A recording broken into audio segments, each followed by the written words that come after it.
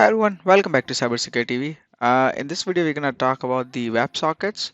So we'll start with the WebSockets basic and why does application even uses the WebSockets and how do you spot if the application is using one and what are the security concerns you have around the WebSockets. More and more applications nowadays are using the WebSockets and this new technology. And also there are some concerns I've also found during the pen testing that I've done recently. So I wanted to share some of the concerns and basics about why you should also focus on the WebSockets when you're doing the pen testing. So let's get started here. Why WebSockets? Like what is the difference between the current client server environment versus what WebSockets provide us? So WebSocket is the full duplex and bidirectional communication. What it means is the client can send the data as well as the server can send the data. So and now your question would be, so a client server in HTTP, it's the same thing. But no, in the HTTP, when the client sends the request, then the server responds. Here, server can send the response even though client does not send a request.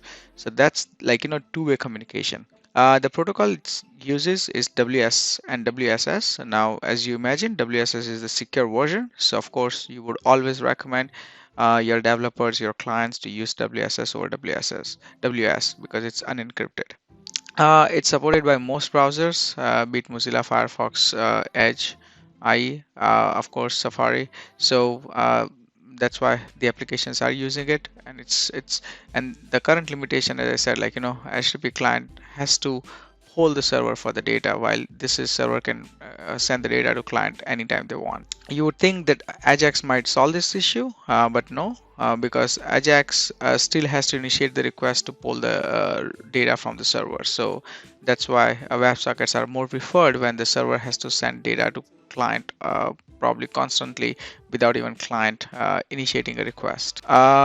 So here is the typical workflow of the WebSocket. So let's say when the application initial conversation request response is over HTTP, then WebSocket will send a request just like get whatever the function is, and then it says upgrade this to WebSocket and connection upgrade, and then server will say okay, let's switch the protocol, upgrade it to WebSocket, and then probably send the key, like the client will send the session key or whatever it is, and then once the connection is established, the connection remains the open, and the client and server can send the data as long as the connection remains the open. The next thing is how do you spot if the application is using the WebSockets? Of course, whenever you see the switching protocol message from the server or the upgrade request from the client, then you can easily spot that they are using the WebSocket.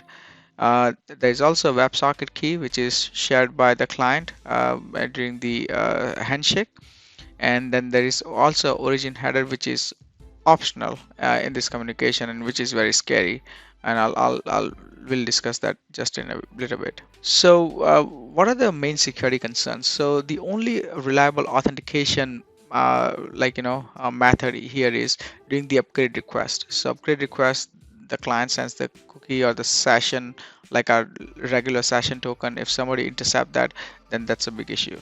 Of course, the cookie is the main level of authentication. So if somebody can hijack the cookie information, one can do the CSRF, one can do cross-site scripting to steal the cookie. So all that concern still remains with the WebSocket. So you also want to make sure the input validation. So any data which is coming from the user, you do not trust that by default because cross-site scripting, SQL injection can still happen. And the third one is the same origin policy is not enforced. So if you are not enforcing that, we have discussed a lot about what is the course, right? The issues with the course and how one can exploit that. So that is always a big concern when you are not enforcing the same origin. So when you're doing the pen testing, you make sure the origin header is there and the server is actually validating that header and the value supplied by the client. That will actually solve a lot of issues. All right, so what we're gonna do is I am gonna show you a quick demo, or probably we'll also see a quick of demo on the Burp as well. Where do you see WebSocket request response? How do you configure it? And then we'll see a quick demo and exploit one of the WebSocket vulnerabilities. So here is our Burp suite, and as you can see here, probably we haven't used this a lot, but here is the WebSocket history page. So just like the HTTP history, here you can see the WebSocket history, all the request response. Now make sure whenever you're using to pen test the WebSocket, actually this is not relevant, but I always like to intercept the response. But this too, intercept client to server messages and so server to client messages are always checked. So this will make sure the request and the response will be of course captured for editing, and as well as it will be tracked here. So what we're gonna do is I'm going to use this is the application. This is from Burp Suite. I'm gonna do let's make sure our Burp is okay configured here, and then this is intercept is on. Let's click on the live chat. Let's go here, and so the message is get chat, and this looks very normal. Let's forward the request. Here's the response. Forward again. Now as you can see here, WebSocket key, this one is base64 encoded. So if you go here and go here and decode as base64, you can actually see, but this is also encrypted with the SHA-1 or SHA-256. The next thing, and actually is you can spot base65 encoding by this particular thing. Okay, so here we are also passing the session token, the actually token of the for the WebSocket connection, and it says upgrade to WebSocket. The request, the response, as we saw here, it says switching protocol. We are upgrading to WebSocket here, and this is the key, like the previous key which we saw base65 encoded. So server uses that process like SHA-1, SHA-256, whatever, depending on what the server algorithm, and they generate this accept connection. So now we are done. I think the WebSocket connection has been established. So let's say hi, this is test. Let's send this message. As you can see, there is no like typical HTTP request body. Message is going to this server on the WebSocket connection we have. That says typing, and we got the response as well. Now you go back here, you can see all the request response which have been gone. So we sent hi, this is a test. It then says ready. Then we got the response hello and with personal, don't you think, some random message, and that's about it. So this is what the typical WebSocket request looks like. Now the goal of this exercise is to exploit the cross WebSocket hijacking. However, apart from that, you can also exploit things like cross-site scripting, which I said earlier. So this is a typical a normal web application. So when you send this message here, the WebSockets, like the server, accept the like input, and then probably load it up here on this page as well. So, and when it loads up, if there is no output encoding, then it may become an issue for the cross-site scripting. So let's try that. Try XSS, right? I'm gonna intercept the request again. Let's go here, intercept on, and go here, send. So instead of this, what I'm gonna do is I'll replace this with my payload, which is this. Forward.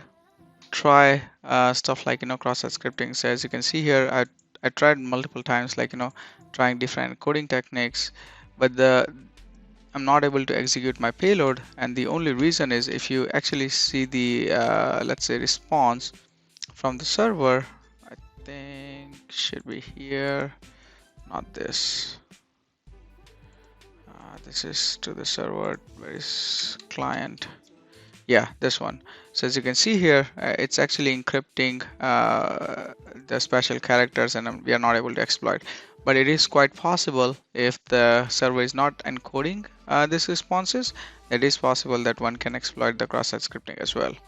So make sure to keep that in mind whenever you come across the WebSocket, you exploit this sort of vulnerabilities as well.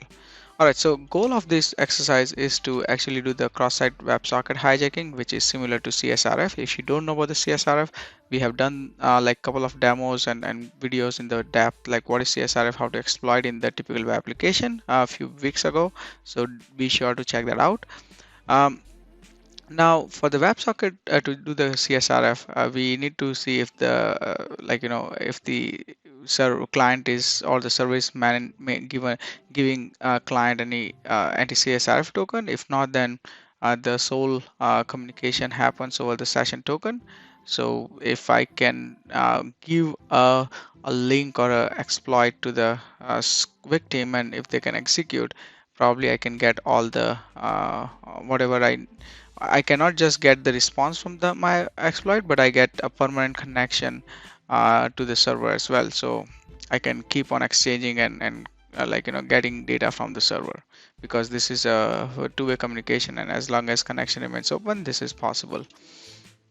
So in this case, what should be our exploit? So this is how the exploit looks like. Of course, for the typical CSRF, we can generate the exploit from the Burp suite itself. But here we are creating a new WebSocket, like what is the target URL. Then we are opening the function. The reason I put the ready here, so if you see in the burp history, let's see. So whenever you see the ready, after that it gives you all your message history. So we want to send this message whenever we deliver exploit to the victim. We want this message to be sent. So we, as an attacker, we get all the chat history of the user. So that was the main intention behind this. Then on message, we want to call this event, and here we're gonna use our server to exploit. Of course, you can set it up your as well, your own server, or I'm just in this demo I'm gonna use the Burp collaborator to make it easier. So first off, let's find the URL which we want to exploit, and I think this is the one. This is the latest one as well. Oops. Okay. So let's copy the URL and replace it here. Make sure you use the WSS and not HTTPS, and then you can copy your Burp collaborator from here. Oops, no, keep it open and paste here.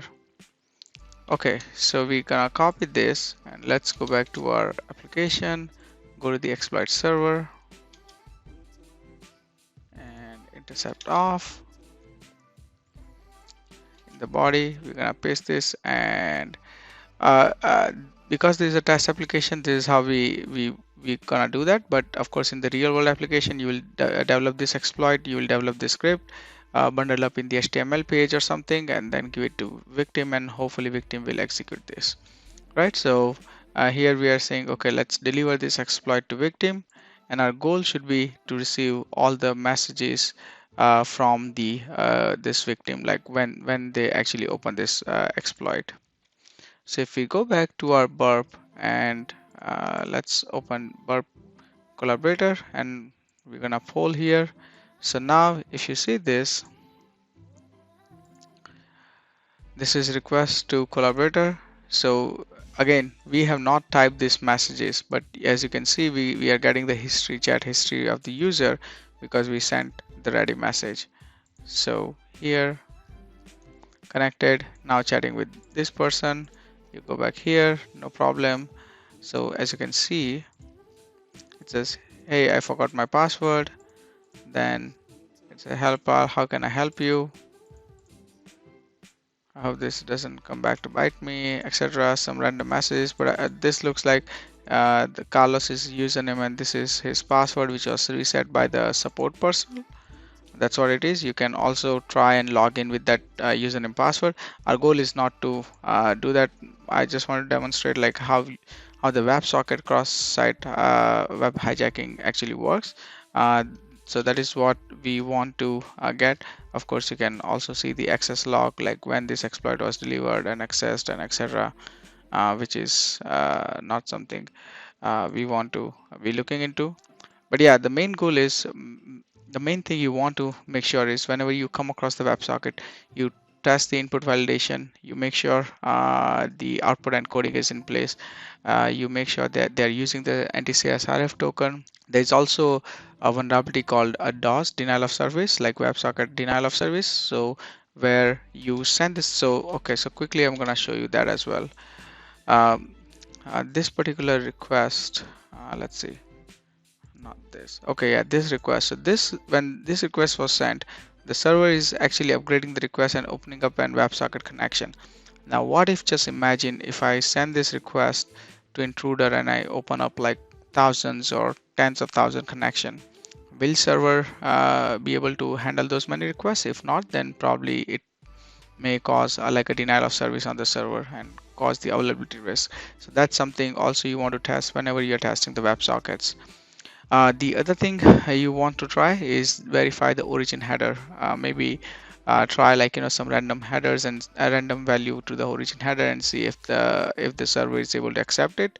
If so, then you can obviously clearly exploit the course vulnerability as well. So there are quite a few things you need to test when it comes to the WebSockets. There are so many resources out there, but these are the main things I would ask you to focus on whenever you're doing this test. So that's all for this week. Please hit the thumbs up button if you enjoy this video, and leave the comment on what you feel and what are the vulnerabilities that you have tested by doing the WebSockets, or anything interesting that you have found also from your recent experience. I would love to know that as well. Also share with our community.